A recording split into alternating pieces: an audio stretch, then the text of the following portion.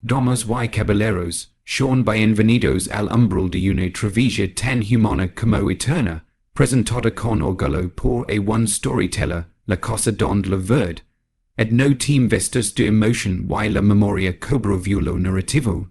Permítanme hablarles desde un siglo de palabras y silencios, como quien ha habitado los voces que el tiempo quiso acala, como quien ha aprendido que hay historias que no se narran para entretener, sino para despertar. Esta que hoy comienza no es una simple secuencia de episodios, sino una odisea del alma contemporánea, que nos llevará por los siglos, los prejuicios y los arrepentimientos de una nación que aún batalla con el color de su conciencia.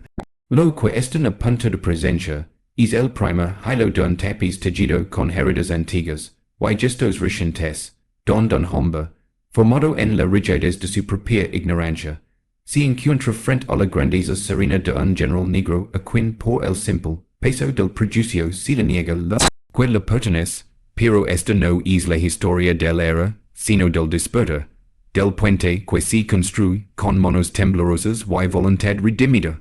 En el corazón del aeropuerto Monarch Sky, entre filas de asientos y pantallas brillantes, se despliega una tragedia sutil que termina convertida en epopea moral.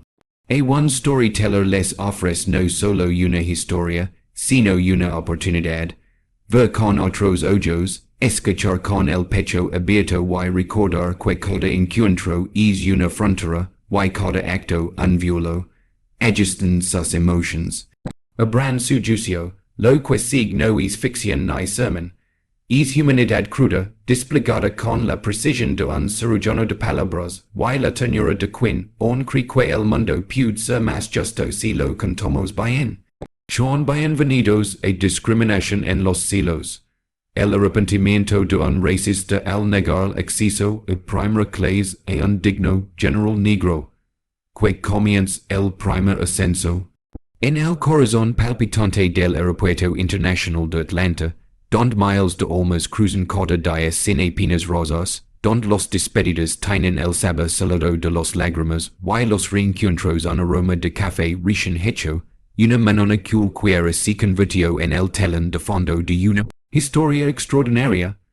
El sol filtraba sus primeros rayos a través de los ventanales gigantescos. Como si el cielo intentara bendecir, con su luz todo lo que en la tierra aún no sabía cómo brillar. Los pantallas anunciaban destinos remotos con precisión mecánica, y en el mostrador de Monarch Sky, Robert Hensley ya comenzaba a preparar su rutina de control, sin saber que es día, su vida iba a cambiar para siempre. Robert no era un hombre malicioso, era simplemente común, como tantos otros había aprendido a ver el mundo a través del filtro de lo habitual, categorías invisibles silenciosas pero firmemente recordadas. El uniforme azul oscuro que vestía cada jornada era como una segunda piel, pulida, ordenada, profesional. Nadie le había enseñado que dentro de esa piel, sus prejuicios se anidaban como polvo viejo entre los costuras. Vio entonces cuando lo veía, un hombre alto de presencia serena, caminando con paso medido hacia el mostrador de primera clase. No había nada ostentoso en él. Iba vestido con un abrigo gris oscuro, llevaba un maletín de cuero sobrio y en su rostro no había prisa, ni arrogancia, ni nerviosismo. Solo coma, pero para Robert, la simple imagen de es hombre negro, solo, sin marcas visibles de riqueza, ni títulos socials de centenoba, con la sinfonía blanca y elegante que estaba acostumbrado a ver en los pasajeros de clase ejecutiva. Vio como un refugio automático, un resort que soltó antes de que la razón pudiera intervenir. Debe un error, dijo Robert, sin siquiera mirar el billete que se lo ofrecía. La clase económica embarca por el otro lado. El hombre no respondió de inmediato. Lo miró con una mezcla de comprensión y cansancio. Había visto esa mirada antes, muchas veces, en muchas ciudades, en muchas puertas que se cerraban sin admitir que lo hacían. Pero no tenía intención de pelear. solo hablo con una voz profunda, firm y educada, no hay era, General Charles Irons, fuerza de los Estados Unidos. Asiento 1A, en ese instante el mundo se volvió un poco más pequeño para Robert. Su vista descendió lentamente hacia el país de abordar. Allí estaban, inconfundibles, las letras doradas y el código militar. Pero su orgullo se negó a ceder tan fácilmente.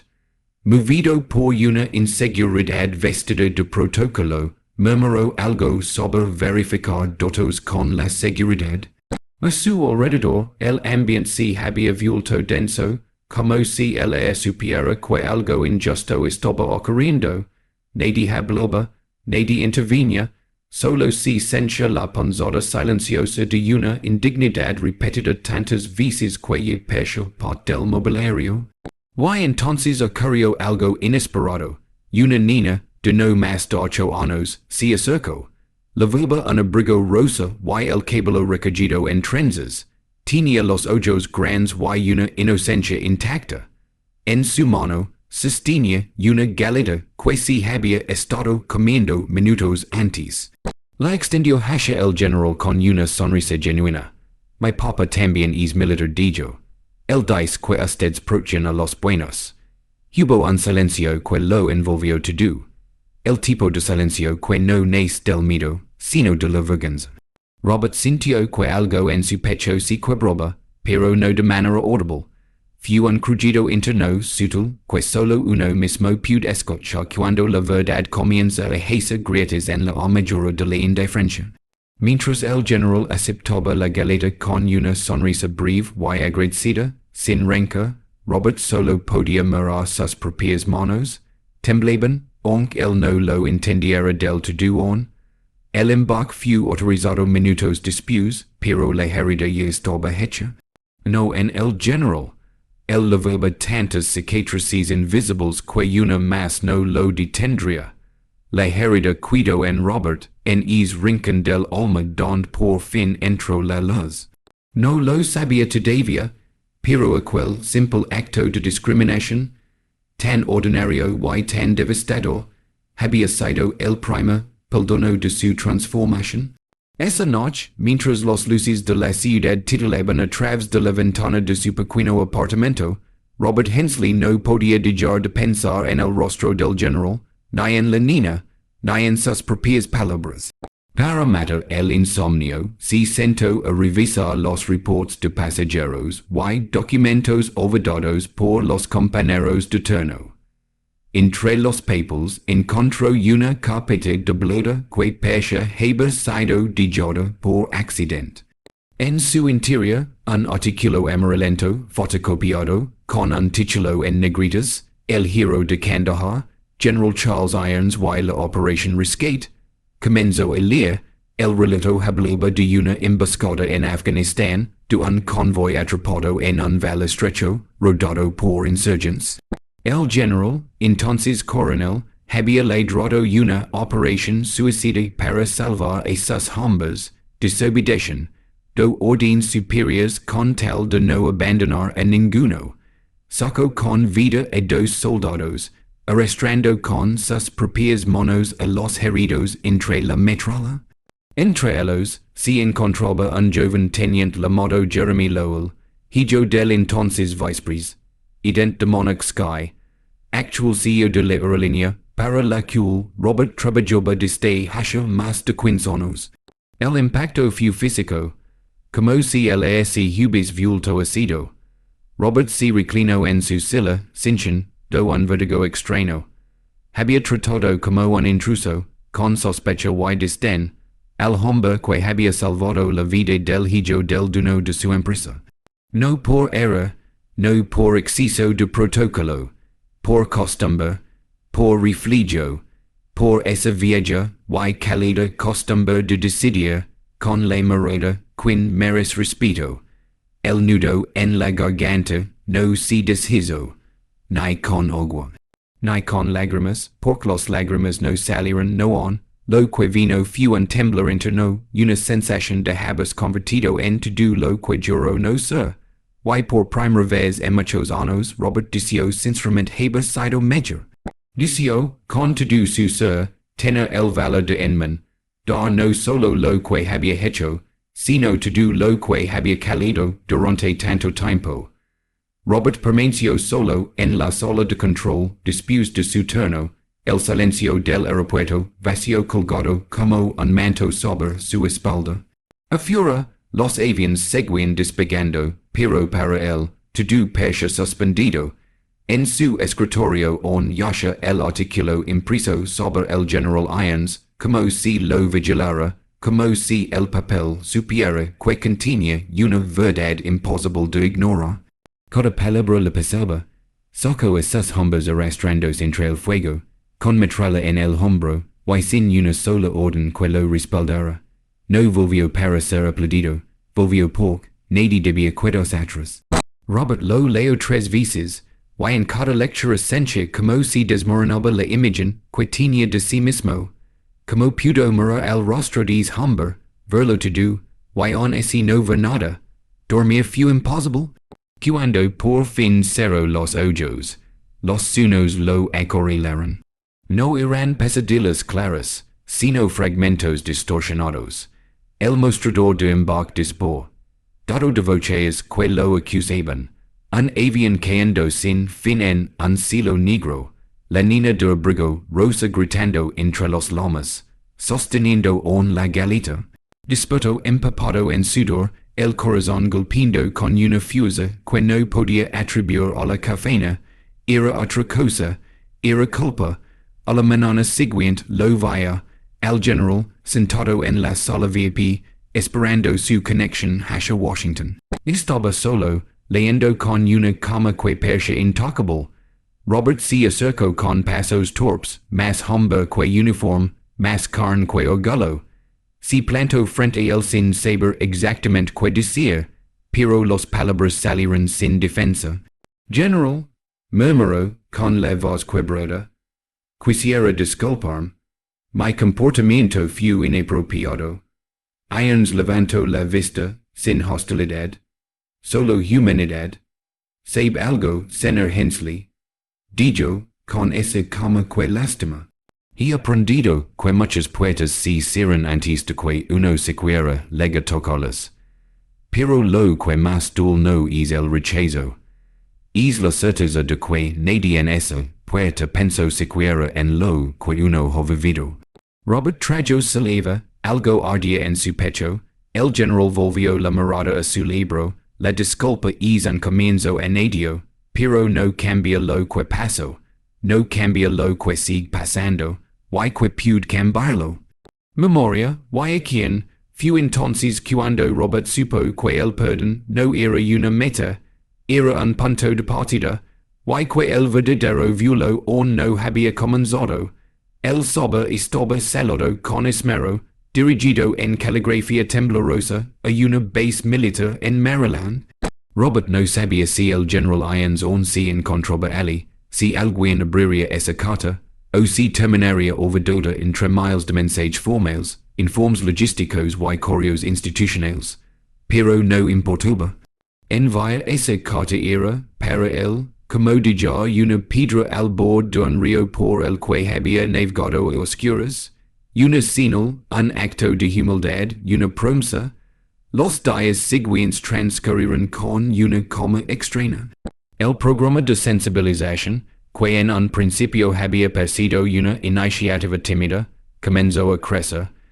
Algunos empleados lo recibían con escepticismo, otros con interés genuino, pero lo más significativo fue como ciertas historias empezaron a emerger, como races buscando air.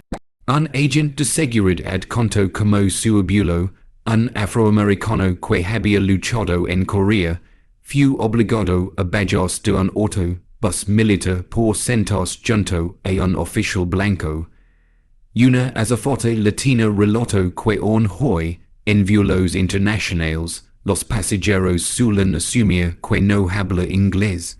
En cada sesión, las confusiones eran recibidas no con defensas, sino con escucha. El silencio dejó de ser incómodo para convertirse en espacio, Y hizo en una empresa marcada por la rutina, era casi revolucionario. Robert seguía presente en cada sesión, no para dirigir, sino para aprender. Su transformación no era una historia de redención inmediata, sino una construcción dolorosa, paso a paso. A menudo recordaba el rostro del general, su compostura, su silencio. La obsesión no solo el acto de discriminación que había cometido, sino lo que hizo, decía, sobre el país, que comparten. Cuantos hombres como irons habrían sido juzgados por el color de su piel antes de que alguien les preguntara su historia. Una tarde, mientras ordenaba archivos antiguos, Robert encontró un documento olvidado en una carpeta gris sin etiquetas. Era un antiguo registro de vuelo, con nombres de pasajeros de hace casi una década. Uno de ellos subrayado le llamó la atención. Irons Charles Asiento 14c.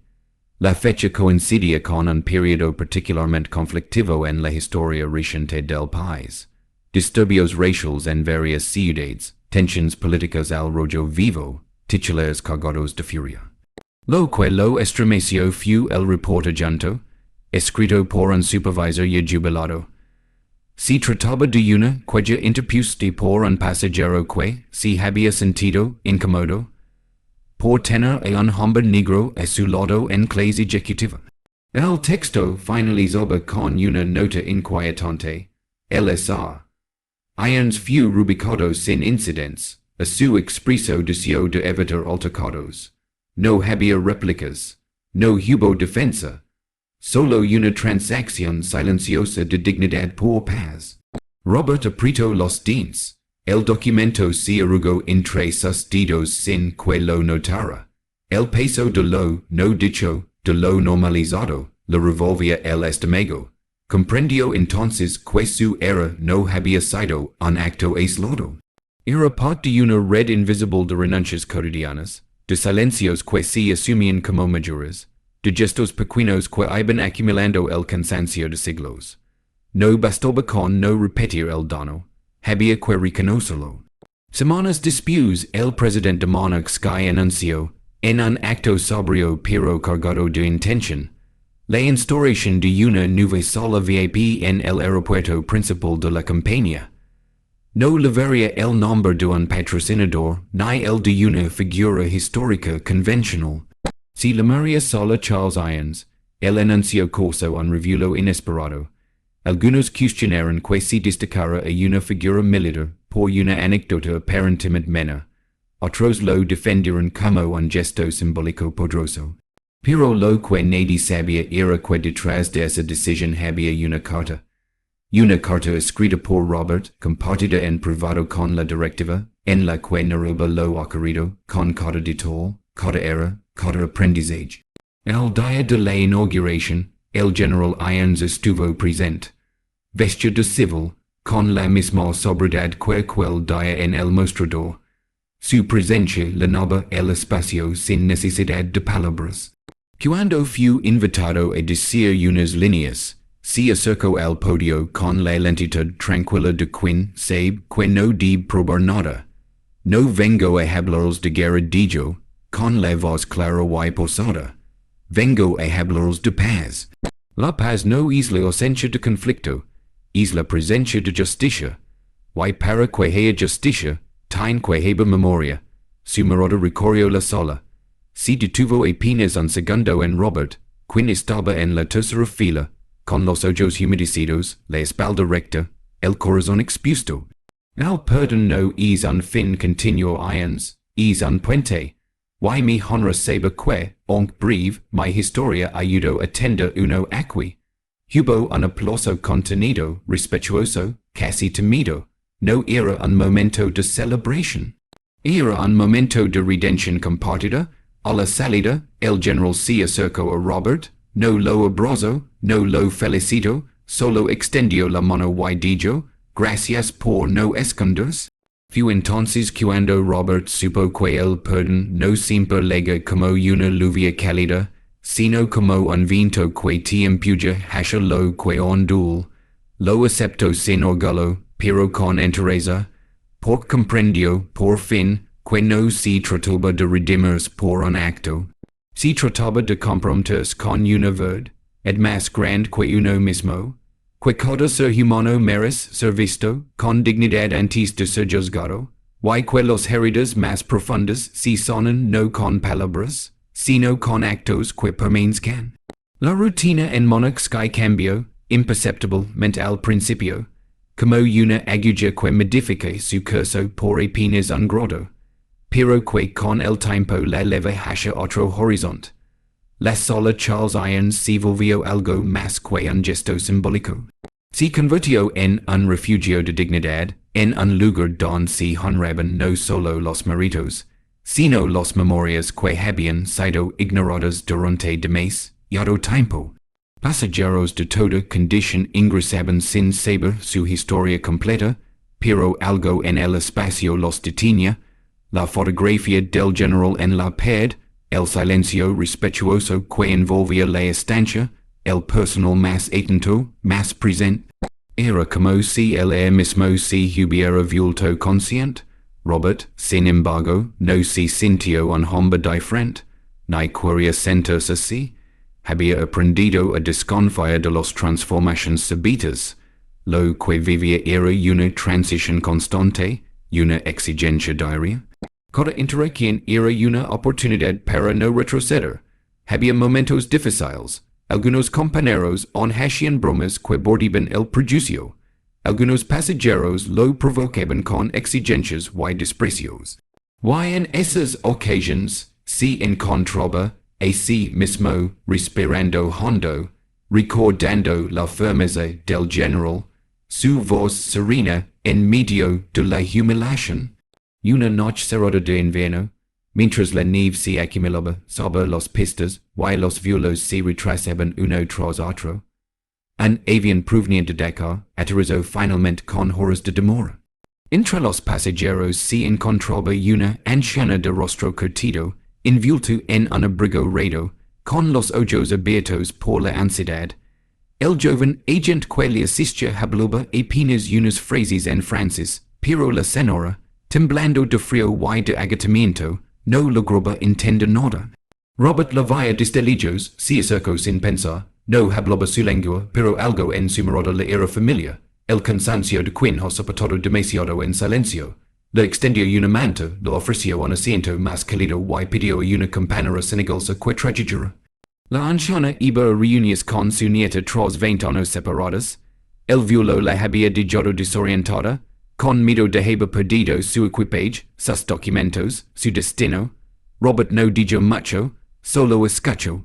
Cuando la mujer finalmente sonrió, con una tímida reverencia, él sintió que no era un acto heroico.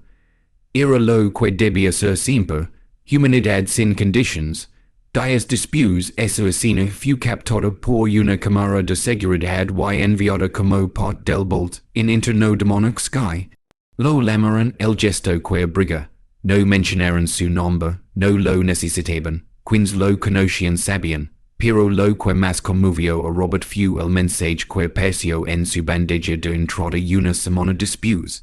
Venía de una dirección oficial del Pentágono.